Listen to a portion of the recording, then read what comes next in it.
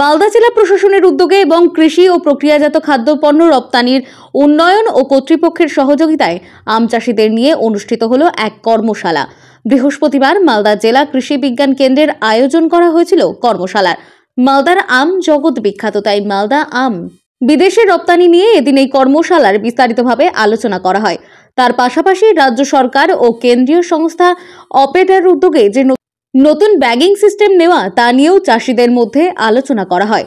আজকে আমাদের বায়ার সেলের মিটের মাধ্যমে আমাদের যে সমস্ত আম রপ্তানিকারী আম ব্যবসায়ীরা এখানে আছে, আম চাষিরা আছে, তাদের আমাদের উৎপাদিত আম কি করে আমরা বিদেশের বাজারে আমরা রপ্তানি করতে পারবো সে নিয়ে আজকে মূলত কর্মশালা।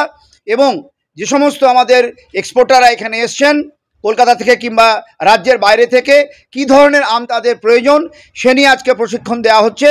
মূলত ব্যাগিং যে নতুন একটা পদ্ধতি অ্যাডপ্ট করা হয়েছে আমাদের রাজ্য সরকার এবং কেন্দ্র সরকারের পক্ষ থেকে, হর্টিকালচার ডিপার্টমেন্ট এবং আমাদের কৃষি বিজ্ঞান কেন্দ্র অ্যাপেডা যৌথভাবে আমরা সকলে সম্মিলিতভাবে যে ব্যাগিং সিস্টেমের মাধ্যমে যে আমরা আম ফলাচ্ছি সেটা কিন্তু বিদেশের বাজারে এমনকি দেশের বাজারেও প্রায় দ্বিগুণ দামে বিক্রি হচ্ছে।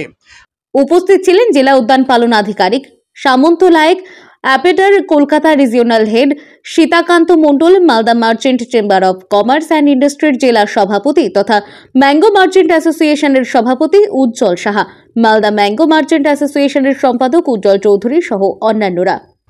মালদা থেকে মাধব কুমার মণ্ডলের রিপোর্ট, টাইমলেস ডেপিকশন নিউজ।